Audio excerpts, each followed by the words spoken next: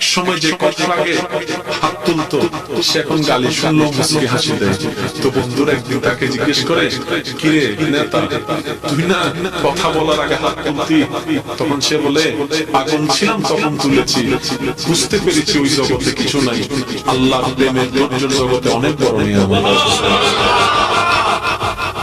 এত বড় বড় সফল ব্যক্তি যদি ছোটবেলায় লাফ খেতে পারে, আপনি পারবেন না কেন? আর সবার কথা বাদ দেন, ও নবী, আপনি শুধু একবার বলতেন জিব্রাইল উল্টায় দিত, আপনি বললেন না কেন? নবী রাহমাতুল লিল আলামিন বলে, পাওয়ার থাকার পরও যে পাওয়ার দেখায় না, সে তো সত্যিকার পাওয়ারফুল ব্যক্তি। যার কাছে কিছু নাই তো হবে দেখ, চিনস নাই হন, এই নাম জানোস না, আর বা ফোন চিনস না, যাতুন নাই তো হবে। যার থেকে আছে, যার থেকে পাওয়ার আছে, সে কি চুপ। যার থেকে সত্যিকার ক্ষমতা থাকে, সে কখনো কথা বলে, আপনাকে গালি দিল, আপনি উল্টা গালি দিলেন, ধৈর্য ধরলেন। কিন্তু আপনি যদি বলতেন, দিলে দাও, আমাকে গালি দিছো, দাও, সে উল্টো ভাবনায় পড়ে যাবে, কি রে কারে গালি দিই, সে তো লড়ে না। সে সত্যি করে বলে তো আপনাকে কয়েক মিনিট গালি দিতে পারবে? একবার, দুইবার, তিনবার গালি কখন ঝগড়া হয় জানেন?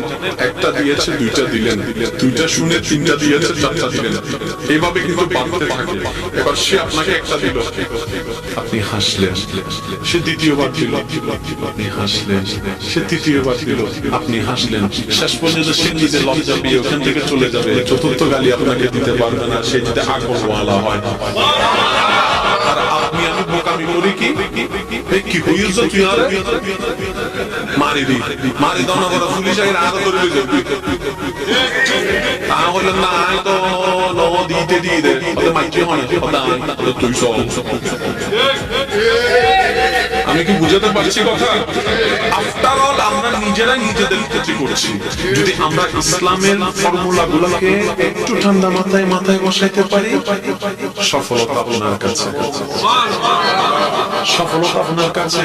আপনি কি দরকার? আমি প্রায় সময় বলি, আজকে বলছি, কি দরকার যেটা আপনার রবের কাছে নেই? এমন একটা জিনিস দেখান আপনার দরকার যেটা আপনার রবের কাছে নেই, আপনার রব দিতে পারে না। আপনি বলবেন যে না, এমন কোন আমার চাওয়া নেই যেটা আমার রব পূরণ করতে পারবে না, আমার সমস্ত চাওয়া আমার রব পূরণ করতে পারে।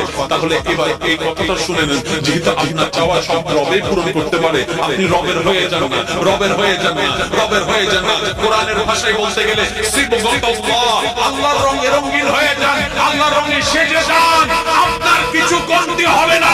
আপনি যদি পাহাড়ের গুহায় বন্ধ হয়ে যান, যখন চলবে আমরা কেউ চিনি না তাকে, যখন চলবে খুঁজে পাচ্ছি না তাকে, আপনি বলবেন কাউকে পাচ্ছি না, রবে বলবে বান্দারে চিন্তা করিস না, লা তাখাফ, ভয় করিস না, ইন্নাল্লাহা মা'না।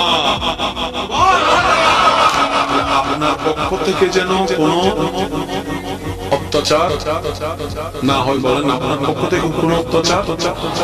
কেউ যদি আপনার ভাই কিংবা বোন যদি জায়গা পেয়ে থাকে, সম্পদ পেয়ে থাকে, দিয়ে দেন, কারণ 1 ইঞ্চি জায়গা দিয়ে কিচ্ছু হবে না। আল্লাহর ওয়াস্তে একটু বুঝেন, 1 ইঞ্চি জায়গা দিয়ে কিচ্ছু হয় নাই, কিচ্ছু হবেও, কিন্তু হাসরে গেলে অনেক কিছু হয়ে যাবে। তো সুতরাং ওইখানে যাওয়ার আগে যত মামলা আছে এখান থেকে সব শেষ করে নেন, ঠিক না বেশি? আল্লাহ পাল্লায় পড়লে কিন্তু খবর আছে, আল্লাহর বিচারের পাল্লায় পড়লে সবচেয়ে মজার কথা কি জানেন? কোন বান্দা যদি নিজে থেকে চায় আমি পরিবর্তন হব, সে ছেলে হোক কিংবা মেয়ে হোক, সে যদি অন্তর থেকে সে যদি এতটুকু চায় আমি পরিবর্তন হব, আল্লাহ পাক তাকে পরিবর্তন হওয়ার জন্য সাহায্য করেন। কত বেনামাজ এখন নামাজি হয়েছে জানেন? সুবহানাল্লাহ। কত নামাজ এখন তাহাজ্জুদ ওয়ালা হয়েছে, হাজার হাজার আছে। এক সময় নেশা করতো এমন ছেলে, এখন 5 ওয়াক্ত নামাজি হয়েছে এমন আছে। সুইসাইড করতে গিয়ে ফেরত এসেছে।